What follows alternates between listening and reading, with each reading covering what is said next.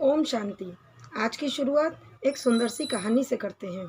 अभिमन्यु अर्जुन और सुभद्रा के पुत्र थे।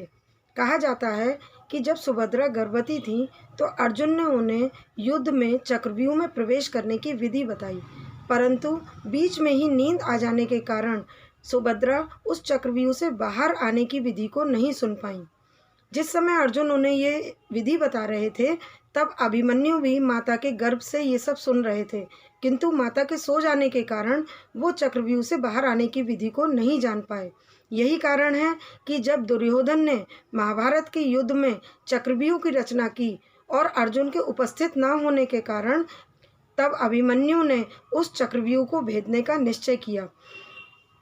चूँकि वो उससे बाहर आने की विधि नहीं जानते थे, इसलिए वो उसमें सफलतापूर्वक घुस तो गए, लेकिन बाहर आने की विधि का ज्ञान ना होने के कारण वो उससे बाहर नहीं आ पाए और कौरवों के द्वारा उसी चक्रव्यूह में उनकी हत्या कर दी गई।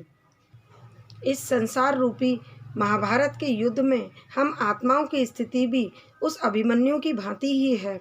हम प्रसन्नतापूर्वक इस संसार के रिश्तों रूपी चक्रव्यूह में फंस तो जाते हैं, किंतु इससे बाहर आने का ज्ञान न होने के कारण हमेशा उसी में फंसे रहते हैं। जहाँ हम शारीरिक रूप से तो जीवित रहते हैं, किंतु आत्मिक रूप से हमारी और हमारे जज्बातों की कौरवों रूपी प्रपंचनों द्वारा हत्या कर दी जाती है। शायद जब अर्जुन रूपी परमपिता परमात्मा हम सभी आत्माओं को इस संसार रूपी चक्रव्यूह में जाने का ज्ञान दे रहे थे और इसमें जाने के सही उद्देश्य को समझा रहे थे, तो शायद हम सभी आत्माएं सो गई थीं।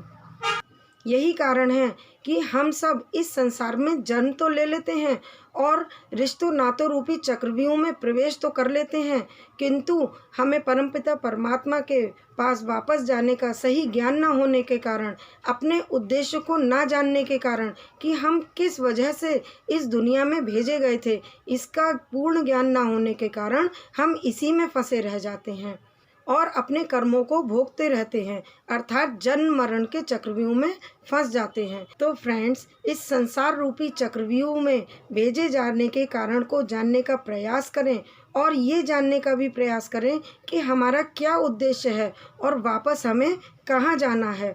तो इसी के साथ हंसते रहें, मुस्कुराते रहें। ओम शांति।